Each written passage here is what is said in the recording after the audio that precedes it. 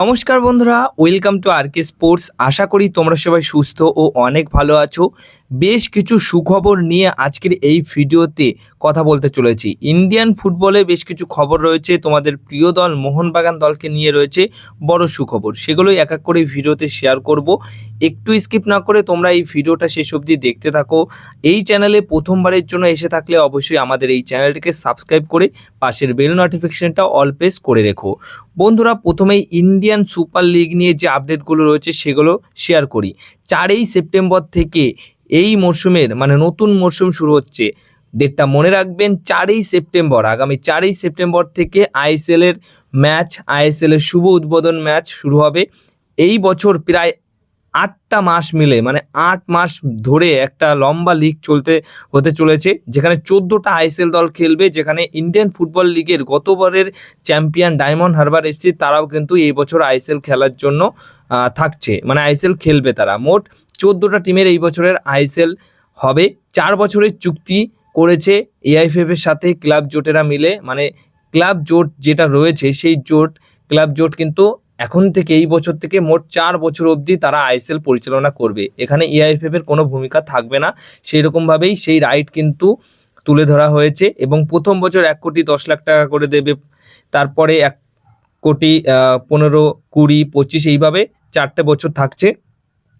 এর পাশাপাশি বন্ধুরা যে খবরটা রয়েছে সেটা হচ্ছে ওসিআই প্লেয়ার। এই যে বিষয়টা ছিল যে ওসিআই প্লেয়ার রাখতেই হবে, তো এই বছর ওসিআই প্লেয়ার না রাখলেও হবে এরকমটা কিন্তু বলে দেওয়া হয়েছে। কিন্তু আগামী মরশুম থেকে ওসিআই প্লেয়ার রাখতেই হবে, এরকম একটা নিয়ম লাগু হবে। আর এই বছর যদি কোনো দল ওসিআই প্লেয়ার রাখতে চায় সেটাও খেলাতে পারে, কিন্তু ওসিআই প্লেয়ার ইন্ডিয়ান প্লেয়ারের খাতায় আসবে না। বিদেশি প্লেয়ার হিসেবে তুমি ওসিআই প্লেয়ার সই করতে পারবে, এরকম কিন্তু নিয়ম বলা হয়েছে। তাহলে মোটামুটি ওসিআই প্লেয়ার যাদের যাদের টার্গেট ছিল তারা যদি মনে করে যে ওসিআই প্লেয়ার নিয়ে আসবে এই বছরই, তাহলে তাদের কিন্তু সেই প্লেয়ারটিকে অ্যাজ এ বিদেশি প্লেয়ার হিসেবে আনতে হবে। এই হচ্ছে বিষয় রয়েছে আইএসএল নিয়ে।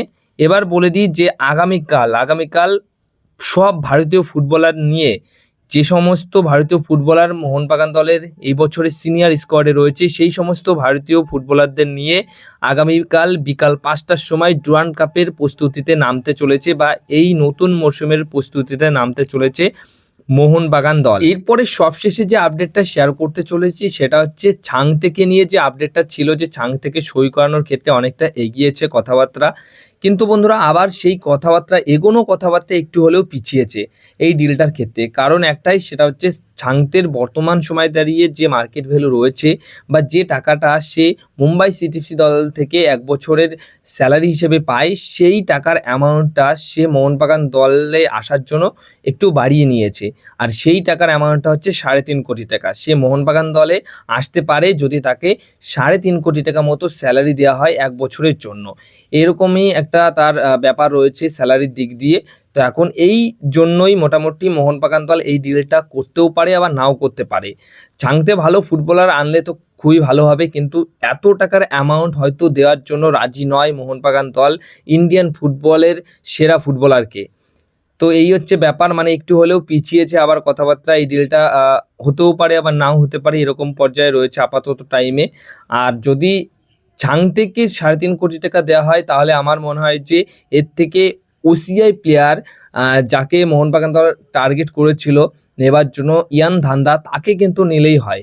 তাকে এই বছর নয় বিদেশি প্লেয়ার হিসেবেই নিল, কিন্তু সে ওসিআই প্লেয়ার হিসেবে তাহলে ইন্ডিয়ান ফুটবলে চলে আসতে পারবে।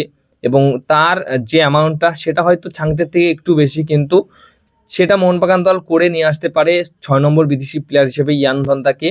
এবং ওসিআই প্লেয়ার যেটা অনেকেই দেখতে চাও যে ইন্ডিয়ান ফুটবলে আসুক, সেই অনুযায়ী মোহনবাগান দলের হাত ধরে ইয়ান ধান্দা চলে আসতে পারে এই বছরেই। এই কাজটা যদি করে তাহলে আসতে পারে। দেখা যাক পরবর্তী সময় কি আপডেট আসে। কিন্তু বন্ধুরা, ইয়ান ধান্দার ব্যাপারটাও মোহনবাগান দলে এখন অবধি চূড়ান্ত নয়। এদিকে ছাংতের ব্যাপারটাও অনেকটা এগিয়ে গেলেও বর্তমান সময় দাঁড়িয়ে যে ব্যাপারটা এখন বাধা হয়ে দাঁড়াচ্ছে সেটা হচ্ছে স্যালারি। যে স্যালারিটা চাইছে সেটা মোহনবাগান দল আদৌ কি দেবে, সেটা নিয়ে কিন্তু এখন একটা সন্দেহ রয়েছে বা প্রশ্ন জাগছে। আর ওই স্যালারিটার পাশাপাশি মুম্বাই সিটিএফসি দলকে একটা মোটা অঙ্কের টাকা ট্রান্সফার ফিও দিতে হবে। তো সমস্ত বিষয়গুলো খতিয়ে দেখার পর ভেবে চিন্তেই মোহনবাগান দল সিদ্ধান্ত নেবে যে কি করতে হবে। তো সেটা তারা আরও ভালো বুঝবে, পরবর্তী সময়ে আরও আপডেট পেলে সেটা